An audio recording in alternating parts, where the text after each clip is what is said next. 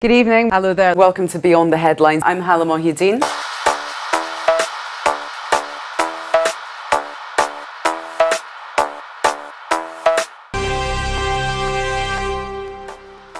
For more on the World Meteorological Day, we cross over to Halla Mohieddeen from China Meteorological Administration. Well, that's right. The theme we have chosen this year is climate for you. When we study climate, we are basically looking at the average conditions in a certain place at a certain period of time. Hello, Halla. Tell us the latest forecast for the prevailing winds. Well, fortunately, things do seem to be stabilising. Now that cold front has moved out the way, we've got this high pressure system making its way into the area. We've got some warmer weather on the way.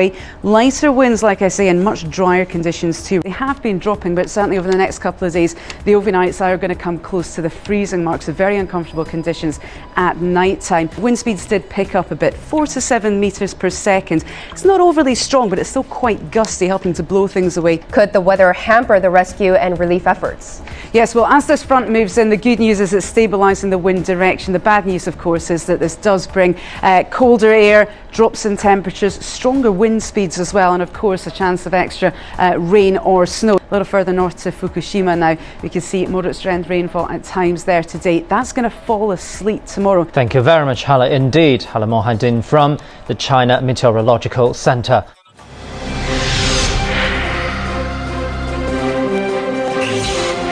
Good morning. Well, as that massive cold air continues pushing southwards, we are going to see things clearing up considerably. Yeah, it looks not great, I'm afraid, for the national holiday tomorrow. Cold, wet weather for those of us up in the north, and more of that continuous rainfall down in the south. Severe tropical cyclone Mary over the past 24 hours or so, it has been strengthening. It was upgraded to a severe tropical storm, and there is the potential to go even higher. A few showers expected in parts of the UK. A very happy Mother's Day to all of you, and some fairly pleasant weather. It was downgraded to depression this morning. It's going to continue pushing up into the Yellow Sea. We are looking at some fairly overcast skies.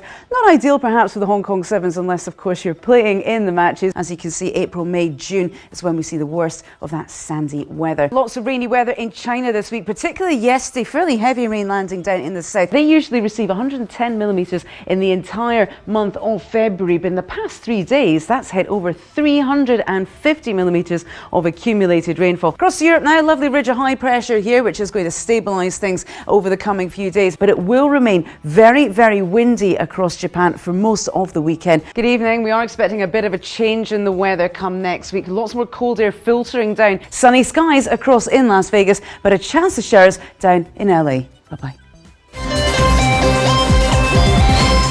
China is starting to diversify its foreign reserves. What's been the general reaction to this incident? Looking for a job these days is no easy task. It is unlikely there will be other executions. What was once known as the Kingdom of Bicycles has arguably become the Kingdom of Gridlock. With 800,000 new vehicles coming onto Beijing's roads in 2009, 80% of those being privately owned, the battle to empty cars and fill buses will not be an easy one. Coming up, we'll take a look at more scandals in the sporting world. Moving on now to the Beijing Youth Daily, where the main picture story here shows Premier Wen Jiabao. A startling upset now in the world of table tennis. 600 billion yuan, that's 88 billion US dollars. Now, it may be known as the dragon, but China's most recognisable living mascot is the less fearsome giant panda. That's absolutely right, Tom. This is the inevitable consequence of a market economy. Halla Mohieddeen, BON. Now let's take a quick look at the summary of the weather for the second day of Christmas. And the weather it'll be clear in Beijing, also clear in Shanghai, cloudy down in Guangzhou, cloudy in Kunming, and snow showers in Urumqi. Merry Christmas.